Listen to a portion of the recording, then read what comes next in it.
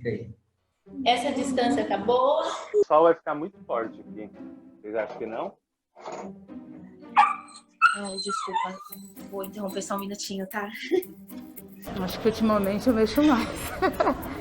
Acho que esse nervoso, essa tudo, acho que ultimamente eu mexo mais. Deixa eu colocar um brinco aqui. Já, beleza. Eu sinto que eu vou sendo esmagada e eu vou me fechando, assim, como se fosse uma concha mesmo, fechando. Ah, ótimo. Perdão, puxei o fio e caiu. E dá pra tomar café ou não? Dá. Claro. Fica à vontade. Ok.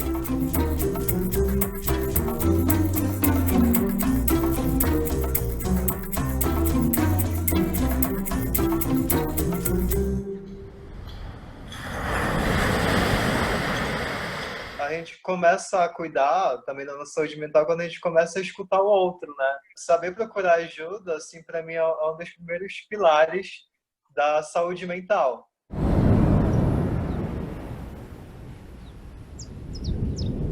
Saúde mental é uma coisa complexa e subjetiva, diferente, né, para cada pessoa, inclusive para mim. E, de qualquer modo, sempre gira em torno do que é qualidade de vida. Depois do coronavírus, depois que o meu filho foi diagnosticado com autismo, depois do meu outro filho mais velho também ser diagnosticado com autismo, e aí apareceu o coronavírus nesse meio dessa pandemia, nessa loucura toda, eu acabei encontrando o equilíbrio. Eu vejo justamente que saúde mental é o contrário, o desequilíbrio. Aceitar o desequilíbrio, aceitar a instabilidade. Eu entendo que vem no sentido de conseguir lidar com uma instabilidade. Eu acho que isso é de uma importância muito forte, é de uma importância mesmo, mas não é sobre desequilíbrio. O fato da gente estar lidando com uma doença que a gente não sabe como lidar, que a gente não tem vacina, que a gente não sabe como transmite muito bem, né? De ter que ficar fechado dentro de casa, faz com que a gente mude, de fato, a nossa relação com a vida, com o trabalho, com a existência. Saber que tem pessoas morrendo lá fora enquanto a gente tem o privilégio de estar em casa, altera a saúde mental de qualquer pessoa. A saúde mental em meio à pandemia é impossível você manter, porque principalmente se você está trabalhando fora, porque você fica naquela preocupação, o que vai acontecer, se você vai vir doente, se essa doença vai aumentar, vai ser uma coisa simples, não vai, então é impossível. Às vezes sentimos esperança, outras vezes a gente sente raiva, outras vezes a gente sente saudade, outras vezes a gente sente fé, outras vezes a gente sente amor, tudo no mesmo dia. Quando não na mesma hora.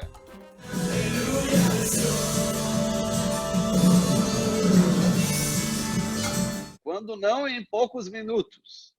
Isso significa que saúde mental é movimento. Não basta ficar em casa, tem que limpar a casa. É estar em movimento. Saúde a gente tem que pensar sempre como um todo, né? Se a gente não estiver bem mentalmente, nosso corpo sente isso, né? A gente somatiza. Então, eu não sou muito adepto da separação da saúde mental, da saúde fisiológica, né? Eu acho que tá uma coisa ali interligada na outra. Mas se é para definir, né? Saúde mental, a gente tá bem com a gente e com o nosso meio. E eu, que sou uma pessoa que, pelo meu diagnóstico de transtorno de ansiedade generalizada, era para eu estar surtadaça. E não, eu estou aqui, você vê, eu estou lidando com a situação. É cair com estilo, digamos assim, sabe? Então, eu digo que a saúde mental ela vem sobre uma experienciação, um transbordo de vida, transbordar a vida, sabe? E não pela falta, não pelo desequilíbrio, e nem pelo equilíbrio em si. Eu diria que é sobre experienciar a vida em busca de um prazer, mas quando esse prazer não vier, ele não seja, ele não machuque a alma, sabe? Eu acho que uma maquiagem da saúde mental, como se a gente pudesse tê-la nas mãos. E assim a gente só fica longe do coração. Como é o seu nome? Não, seu nome. Vitor. Esse é o Vitor. E o seu nome? Fala o seu nome. Fala o seu nome. Seu nome é? Fala, Nicolas. Esse é o Nicolas. Eu sou o Gerson. E eu, a Fabiana, a mãe. Os meninos, eles têm autismo, né? Não é um autismo leve, mas eles estão bem assistidos, bem acompanhados. Claro que ficar tanto tempo preso devido à pandemia, isso mexe com a cabeça de todo mundo, mexeu com a cabeça deles, com a nossa. No início eles até entristeceram, a gente percebeu que eles estavam crianças mais tristes, né? Hoje que a gente retomou com alguns terapeutas, com os cuidados, e nem com o grupo todo ainda para evitar muito contato, a gente percebeu que eles já mudaram um pouquinho o ânimo. Acho pai. Nossa, que rápido. E esse é o problema meu e de milhares de outras mães, né? O que você faz com uma criança sem terapia? O que você faz com uma criança que se desorganiza dentro de casa porque não tem a atividade voltada para o que ela precisa, com o especialista? Não, calma. Tem que vestir a roupa. Não, agora eu viro assim, ó. Puxa você a roupa pra cima. Puxa. Ele ficou sem a terapia em mais ou menos entre 30 e 45 dias ali, mais ou menos. Vai levar pra passear. Muito bem. Vem, Akira. Vem. A sensibilidade dele ficou assim, muito à flor da pele. Então, se encostasse, até mesmo a gente, quando eu ia pegar nele, assim, parece que ele estava todo doído. Ele chegou a ponto de explodir de uma forma de querer jogar coisas na gente, de bater mesmo, né? Não, tudo bem. Alá, Samira. Dudu? Alá, Samira. Não, tá tudo bem. Ele desabava, ele chorava, ele simplesmente desabava. E aí ele mesmo pedia desculpa. Porque você via que era uma coisa assim que ele não estava conseguindo controlar. Azul! E esse? Eu esqueci qual cor. Começa com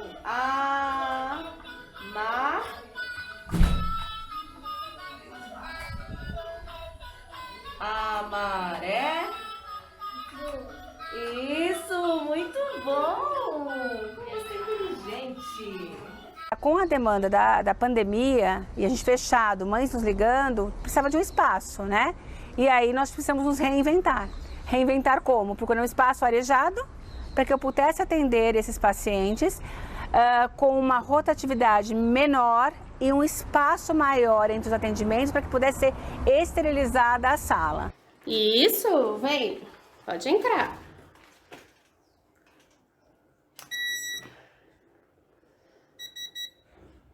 Grande parte das crianças aqui, elas têm transtorno do espectro autista, né? Para que a criança, de modo global, comece a se desenvolver.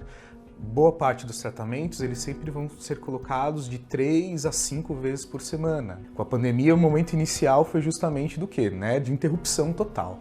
E aí as crianças, justamente por essa falta de estímulos que elas recebem aqui, aí elas começaram a apresentar comportamentos inadequados em casa. Mesmo a gente tentando estabelecer uma rotina em casa, a gente não conseguia prover para ele uma organização, é como se tivesse tirado o chão dele. Vamos! Você não consegue explicar para uma criança autista que ele não pode mais ir porque o bichinho pode entrar no nariz, pode entrar na boca. Por mais que a gente fantasiasse, ele não entendia por quê, né? O Vitor, ele é uma criança, apesar do autismo, ele é a criança com autismo mais sociável que eu conheço. Então ele gosta de estar com as outras crianças, ele gosta de ir para a escola. Então ele tem se mostrado uma criança que ele fica irritado quando ele pensa nas coisas que ele não tem, quando ele pede a escola a gente fala que ele não tem. O Nicolas, ele tem muita hipolalia. Então ele é hipolárico quase que 24 horas por dia. O que básico, nem gostoso. Nossa, você vai cantar agora? Bia, eu não mostrei ainda, espera. Então ele repete fala de desenho, de vídeos que ele vê. Então ele fica repetindo as falas. E isso ao longo do dia, o tempo todo.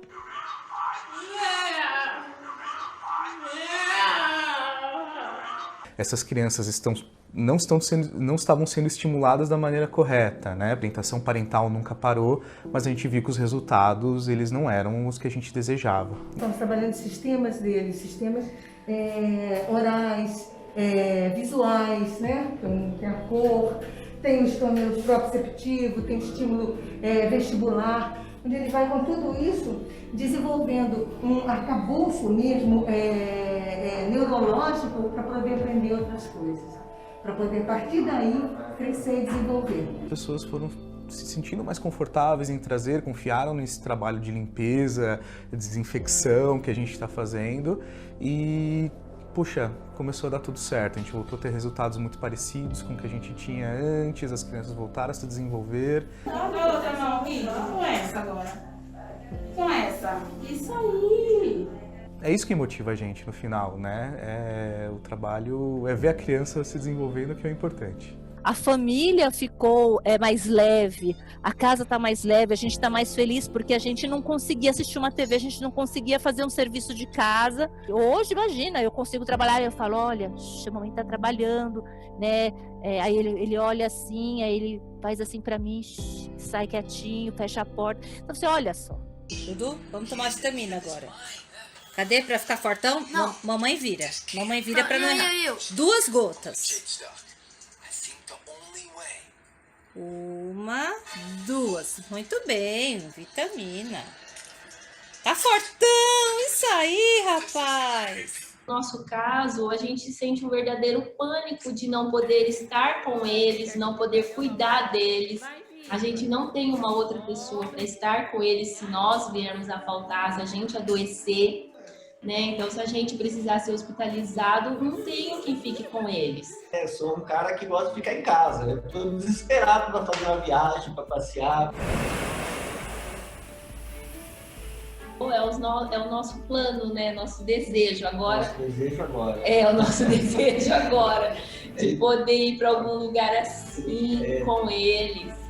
É um prazer pra gente poder levar eles para passear, explorar o mundo, curtir o que eles gostam de fazer. E praia é uma coisa que eles gostam muito de fazer. Tem sombra, mas tem sol, né? A gente consegue ver luz no fim do túnel. A gente se tornou absolutamente nostálgico. Todos os nossos olhos estão voltados ao passado.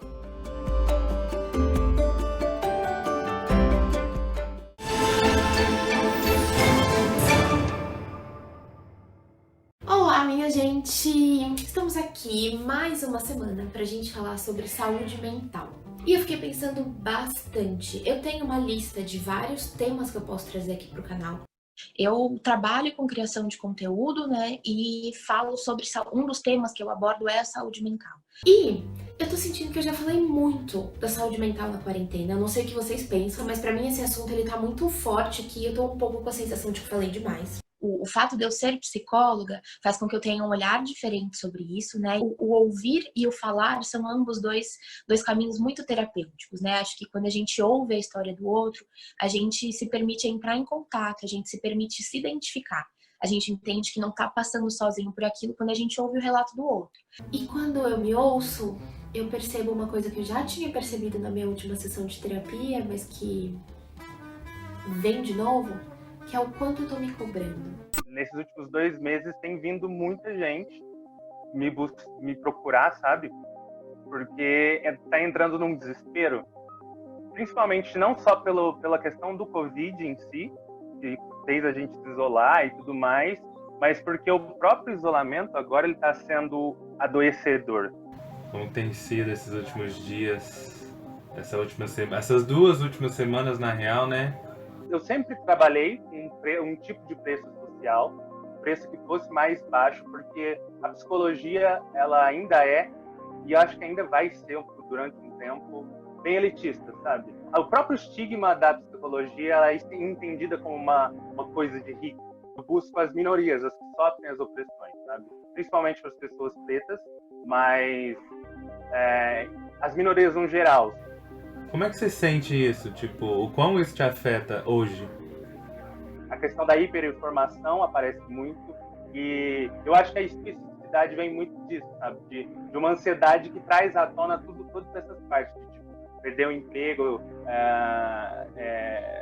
morrer, ou parentes, e ter parentes sofrerem com isso, etc. Mas quase sempre é a primeiro plano, porque isso depois junta com todas as angústias que já vinham diante da vida mesmo. Eu tô fazendo o meu máximo para levantar todos os dias da cama, eu tô fazendo o meu máximo para equilibrar todos os pratinhos, mas eu só tenho 2 braços. Vão ter pratinhos que eu vou ter que deixar de lado. Eu acho muito importante frisar que eu fiz esses vídeos falando da minha experiência, que é uma experiência de privilégio. Eu sou uma mulher branca, de classe média, que tem o privilégio de ficar em casa em isolamento, e isso faz toda a diferença quando a gente compara com a maioria da população brasileira, que está vivendo outra experiência. Fizeram um teste de Covid, né, próprio da empresa, e muita de gente foi dispensado porque estão com Covid e não sabiam, provavelmente assintomáticos. A gente ainda não fez, porque nós somos terceirizados, então a gente não sabe se nós vamos ter o direito de fazer. Nesses últimos tempos eu tenho tido mais crise de choro do que o normal, devido a estar trabalhando e meu filho está em casa, fazendo aula online, que está um caos, é caótico as aulas online. E ele não está tendo essa proatividade de estudar sozinho e eu não poder estar acompanhando ele.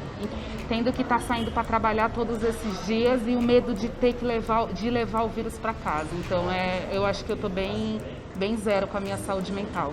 Eu vejo que a saúde mental tenha um peso diferente do que era antes e do que é agora, né, depois do processo da pandemia. Para de brigar, boba. Eu sou psicóloga que trabalha online, então, no geral, eu já trabalho de casa. E isso, para mim, era a grande qualidade de vida que eu queria ter. Então, tem que me locomover para os lugares, isso é ótimo. Agora, no meio de uma pandemia, eu não posso sair num sábado à noite para comer fora com o meu marido. Eu fico pensando, nossa, e meus gatos, será que vai ficar com problema? Porque eu abraço, beijo, agarro, porque, e aí, será que vai dar problema? Aí eu quero distanciar, não vou mais abraçar, não vou mais fazer isso, né? E aí eu começo a perceber que, na verdade, ficar em casa o tempo inteiro passa a ser mais focante do que, de fato, qualidade de vida. Sou Fabrício Carpinejar, poeta, acima de tudo poeta, e jornalista. A elaboração emocional, ela é capaz de condicionar o seu corpo a uma tristeza infinita. Qual que é o escape? O escape é a imaginação. O escape é a capacidade de confessar suas dores. O que a gente mais deseja é colo. Ou eu escrevi o livro, ou o medo me ganhava. Eu estava disputando aquela corrida para ver quem chegava primeiro na esquina. O medo ou a esperança. E escrever o livro foi uma forma de cadenciar minha respiração a partir das frases e viajar por diferentes cenários para entender como será o nosso presente. Aqui parece que quem estava aqui já foi embora faz tempo. Eu perdi um tio nesse isolamento por conta do Covid. A primeira coisa que passou pela minha cabeça foi: quando é que vai ser o enterro e como eu posso fazer para chegar lá a tempo? Tá, mas não tem enterro. E eu não consegui mandar mensagem para meu pai o dia inteiro, eu não conseguia falar com ele sobre isso. Porque a única coisa que eu poderia fazer com ele era dar um abraço. Eu chamo esse isolamento de um intensificador, porque intensifica as angústias, né? Então, tipo, é uma parte do isolamento também, mas uma intensificação de todas as outras angústias. Então, ficou mais complexo em muitos aspectos e necessitou de uma adaptação muito grandiosa. Tem dias que eu mal converso com meu marido, que ele fala mesmo, poxa, tá se fechando, tá me deixando pra fora, o que tá acontecendo. E tudo isso é medo. A terapia também tem sido terapêutica para mim, em muitos aspectos, porque eu consigo me reconhecer em algumas angústias. Eu acho que o sentimento de identificação ou de pertencimento, ele dá uma aliviada, e também às vezes eu me coloco na terapia. Acho que até para criar um vínculo, é importante me colocar um pouco no sentido de, ok, eu entendo o que você está sentindo um pouco, sabe? Ou pelo menos entendo um pedacinho disso tudo. É uma aranhada de sentimentos, de vontades, não faço ideia de como se desmancha isso. O que você faz com isso quando não tem o que fazer?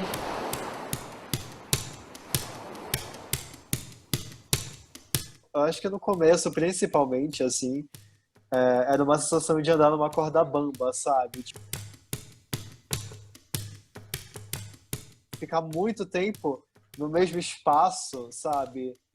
Fazia-me me lembrar de um tempo antigo em que eu me enclausurava, né, por conta da depressão.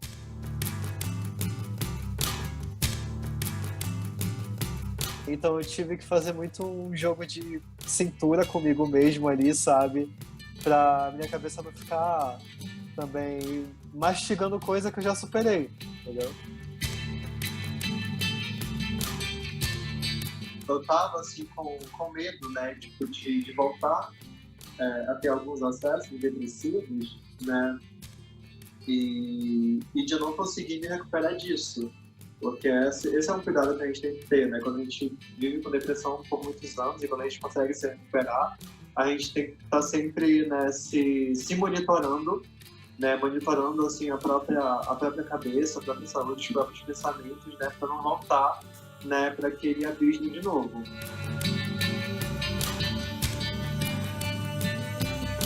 Mas depois eu voltava, tipo, não, eu não posso ficar assim de novo, né, eu não posso me esconder de novo, eu não posso sumir. O que alimentava muito a minha depressão era não falar sobre ela, né? A pessoa, tipo, quando a gente tá muito mal, assim, né, a gente não desabafa sobre isso, a gente acumula coisas. Quem tem um bom amigo, ou quem tem um diário, quem tem um lugar para narrar a sua vida, organiza os seus pensamentos e sofre menos. Quem não tem, o sofrimento vai parecer sobrenatural, exclusivo, único. E hoje em dia, eu tenho um aparato, assim, tipo, eu tenho lugares e pessoas que são portos de segurança para mim, para quando eu sinto esses momentos, sabe? Tipo de chegar perto da beira do abismo e olhar lá pro fundo, nesse buraco sem fundo, sabe? Pra mim, então, um beijinho. Um beijinho. É a primeira vez, assim, na minha vida, depois de muitos e muitos e muitos anos, que eu me sinto bem, que as coisas estão ao meu redor, estão terríveis, estão acontecendo. Tem gente que está entrando em crise de depressão, tem gente que não sai de casa porque está com crise de pânico. Muito bem, Vitor. A gente conseguiu fazer com que se desenvolvesse essa parte do afeto deles pela gente. Então, eles querem estar conosco, eles ficam perto, eles querem carinho, eles nos dão carinho. Tem todo esse lado, né? Quem estava lá no começo super isolado agora já está no nível saturado que não aguenta mais. Então, tem que olhar com mais carinho mesmo. Parecem uns animais vistos de cima. Eu vejo um lince. Eu vejo umas toupeiras. Eu não sei porquê.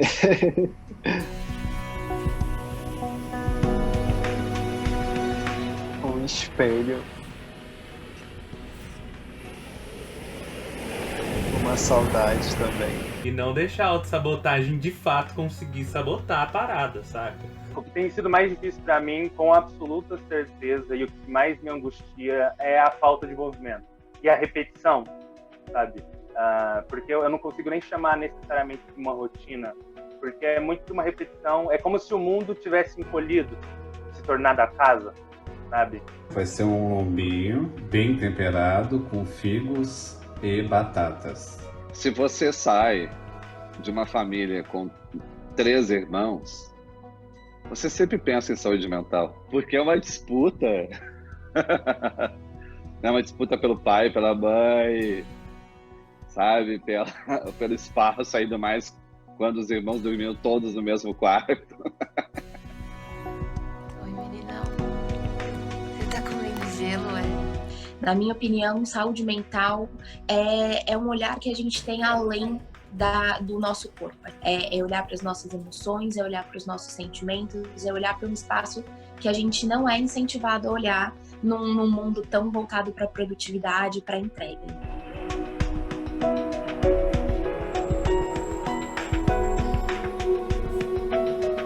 Consigam logo a vacina, né? E que essa vacina a gente poder continuar trabalhando, poder continuar olhando para o futuro, porque sem as pessoas saudáveis não vai existir um futuro bom.